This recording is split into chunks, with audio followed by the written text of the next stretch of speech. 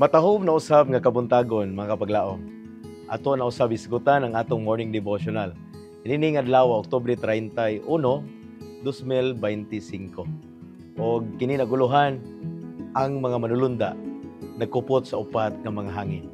Kini makita dinha sa pinadiyag 7, bersikulo 2 ug 3. Nga nagingon, "Og nakita ko ang laing usa ka manulunda nga mikayab gikan sa silangan sa adlaw, og nagdala sa timbre sa buhi nga Dios, og sa makusog nga tingog, iyang gisinggitan upat ka manulunda nga nagingon kanila, ayaw usa ninyo pagdagmali ang yuta o dagat o ang kakahuyan.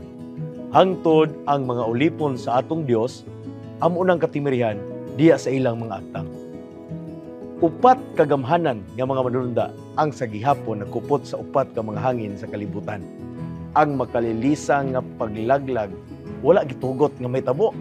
Ang mga aksidente sa yuta ug sa kadagatan, ang pagkawala sa kinabuhi, padayon nga nagadaghan pinaagi sa bagyo, sa aksidente sa tren, sa pagkasunog, ang makalilisang nga mga lunok, mga linog, ug mga kahanginan mao ang makapapukaw sa mga nasod ngadto sa makamatay nga away.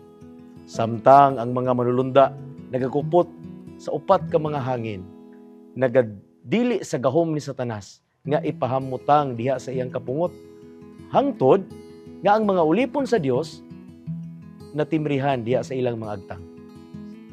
Ang mga manulunda nagkupot sa upat ka mga hangin nga girepresentahan ingon nga usa ka nasuko nga kabayo nga nagapaningkamot nga makabuhi o nagdali sa pag-adto sa tibok naong sa kalibutan.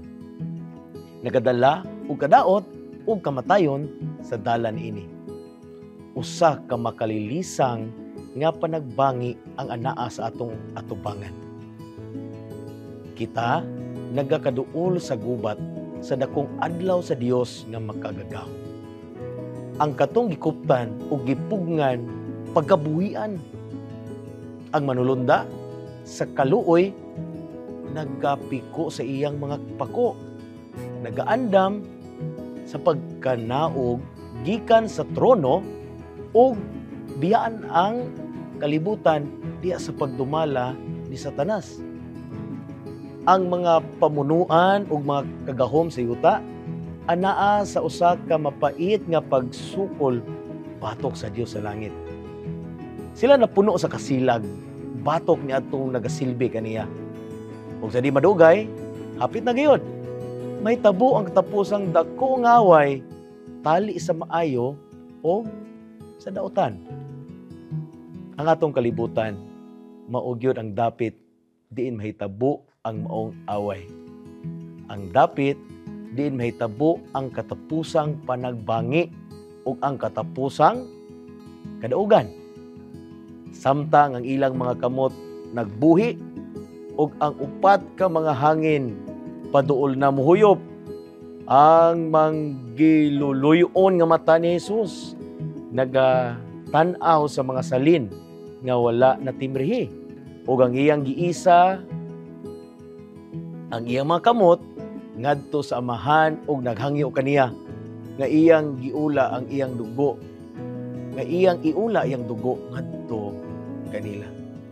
Ug dayon adunay laing manulunda nga gitudlo aron sa pagdali sa paglupad ngadto sa upat ka mga manulunda ug gimanduan sila nga kuptan kini hangtod nga ang mga ulipon sa Dios matimrihan uban sa timri sa buhi nga Dios diha sa ilang mga agtang.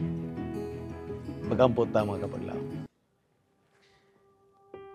Dalaygon nga Dios Amahan, Ginoo nga tagiya sa among kinabuhi. Salamat o Dios sa pagpasabot kanamo nga ang mga manulunda ikaw Dios sa gamando kanila sa takna nga moabot na ang katapusan.